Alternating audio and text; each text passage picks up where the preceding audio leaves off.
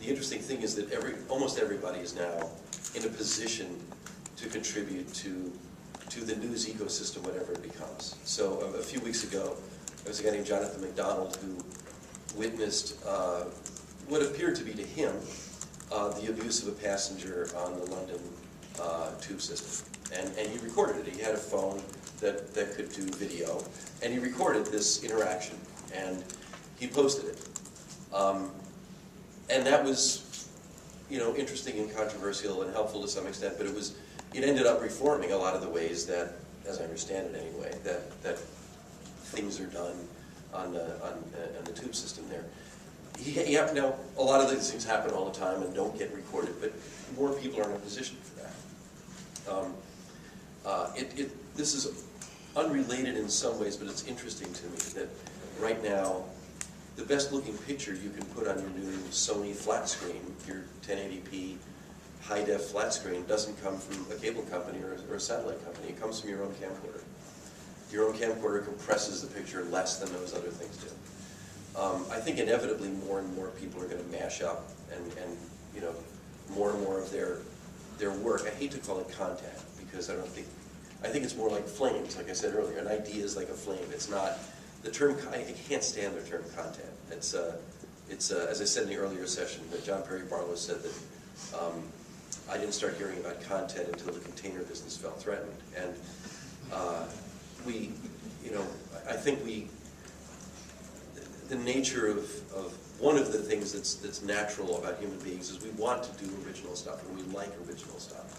And we produce a certain amount of original stuff, all of us. And the old producer-consumer framing of things, I think, is an industrial age relic.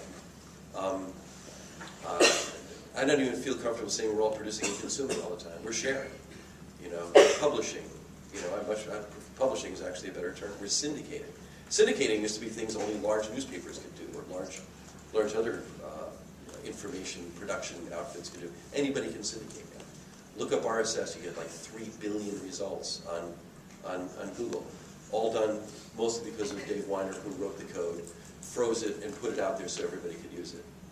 And it's, I just think that there's it's really hard to escape the old ways of looking at things, that we're going to have these big guys that are going to produce things for us, going to package it up just right for us, and we're going to consume that in the old way. And we'll do some of that, but there's no limit to the different ways that we can share now, and that we can participate in whatever this is going to be. And I don't know how it's going to go. I do think when you step back from the parochial interests of vested powers at a given time, and just look at what technology is bringing along, you can start to see inevitable patterns emerging. To me, it's inevitable that Hollywood will be diffused through everybody. Anybody's going to be in a position to produce a movie, and the star system, which is very distracting right now. The celebrity culture is bigger than ever, I think. But People magazine makes something like $2 billion a year, right? I look at it, I don't know who those people are in it anymore because I don't watch much television. But people are obsessing about that, and that's cool. But there's, at the same time, there are so many other ways of putting this stuff together, and it's almost too easy.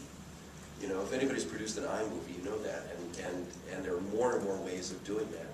And it's like in Lafayette, Louisiana, where I was last week, the city has put in a 100 megabit fiber connection to everybody else in the city. And I think the fact that that's sitting in the middle of that culture will inevitably lead to more people collaborating on more things because the paths between them have been opened up so widely at such low cost.